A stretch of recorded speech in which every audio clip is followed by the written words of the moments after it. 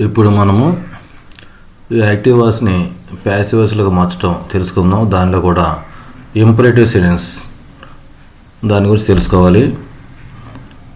దీనిలో 2 రకాల ఎగ్జాంపుల్స్ రాసుకున్నాం.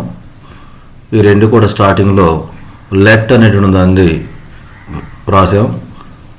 ఎగ్జాంపుల్ 1లో కూడా లెట్తో స్టార్ట్ చేసాం. ఎగ్జాంపుల్ 2లో కూడా లెట్తో స్టార్ట్ చేసాం.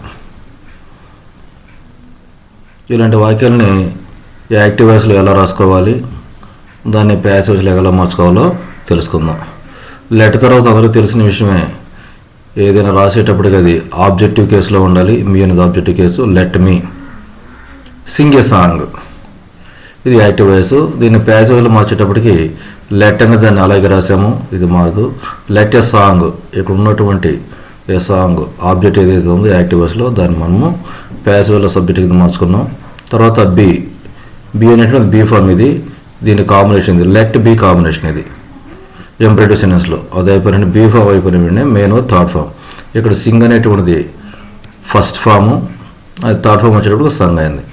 నెక్స్ట్ ప్రిపోజిషన్ బై రాసాము. దాని తర్వాత మీ అనేది రాసాము. మీ అనేటువంటిది ఎక్కడ చేసిందంటే యాక్టివ్ వాయిస్లో ఏదైతే మీ ఉందో లెట్ తర్వాత ఆ మీని యాజ్ టీజ్గానే రాసాం. మీకు డౌట్ రావచ్చు, ఇక్కడ యాక్టివ్ వాయిస్లో మీ అనే ఉంది అంటే ఆబ్జెక్టివ్ కేసులో ఉంది. తర్వాత ప్యాసివ్ వాయిస్లో మీరు రాయటువంటి ప్యాసివ్ వాయిస్లో ఆబ్జెక్ట్ రాయాల్సిందే తప్పనిసరిగా, అది ఆబ్జెక్టివ్ కేసులో ఉండాలి. మరి యాక్టివ్ వాయిస్లో మీ ఎందుకు ఉంది అన్నట్లయితే లెట్ అనేటువంటి వర్డ్ ఏదైతే ఉందో దాని తర్వాత రాసేటువంటిది ఏదైనా మనం ఆబ్జెక్టివ్ కేసులో ఆబ్జెక్టే రాయాలి. మీ ఇది మారేటువంటిది కాదు, అది దాని రూల్. అక్కడ లెట్ తర్వాత ఏదైనా రాయాలంటే మనం ఆబ్జెక్ట్లోనే రాయాలి. దిస్ ఇస్ ఆబ్జెక్టివ్ కేస్ అని అంటారు, అది దాని రూల్.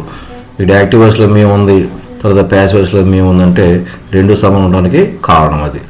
ప్యాసివ్ వాయిస్ అందరికీ తెలిసిన విషయం, ఇది ఆబ్జెక్ట్. ఇది ఇక్కడ డౌట్ వచ్చేది ఏంటంటే యాక్టివ్ వాయిస్లో మేము ఉంటాం ఏంటి, ఆబ్జెక్ట్ ఏంటి, ఆబ్జెక్ట్ కారణం అంటే లెట్ అనేటువంటి ఎఫెక్ట్ అనమాట. లెట్ అనేటువంటి వర్డ్ తర్వాత ఏదైతే వస్తుందో దాన్ని మనం ఆబ్జెక్ట్లోనే రాయాలి. ఇది సరిపోయింది. నెక్స్ట్ సెకండ్ ఎగ్జాంపుల్ కూడా అలాగే రాసాము. Let them follow the rules, దీనిలో లెట్తో రాసాం కాబట్టి ప్యాసివ్లో రాసేటప్పుడు కూడా లెట్ అనేది రాసాము, ఇది మారుతుంది. తర్వాత ద రూల్స్ అనేటువంటిది ఇక్కడ యాక్టివ్ వాయిస్లో ద రూల్స్, ఇది ఇక్కడ మనకు ఆబ్జెక్ట్గా ఉంది. ఇది ప్యాసివ్లో వచ్చేటప్పటికి సబ్జెక్ట్ కింద మార్చాము. తర్వాత బీ ఫామ్ రాసాము.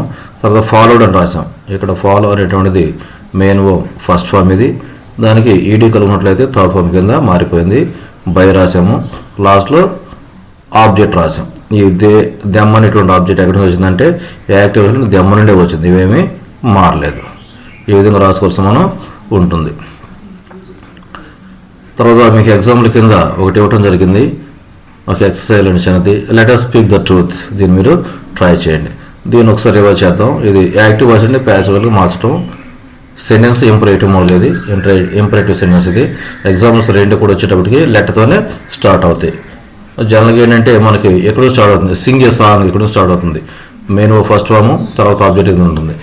ఇది ఈ మోడల్ వేరే కాబట్టి లెట్ మీ, లెట్ తర్వాత రాసినది ఏదైనా సరే ఆబ్జెక్ట్ రాసాం. అది లెట్ మీ కావచ్చు, లేకపోతే లెట్ దెమ్ కావచ్చు, లేకపోతే లెట్ అస్ కావచ్చు. దీంతో మనం స్టార్ట్ చేసాం. ఈ విధంగా మీరు నేర్చుకోండి, మాకు ఈజీగా ఉంటుంది. తర్వాత మీకు ఇది వీడియో నచ్చినట్లయితే లైక్ చేయండి, అదేవిధంగా మీ ఫ్రెండ్స్ కూడా దీన్ని షేర్ చేయండి. Thank you.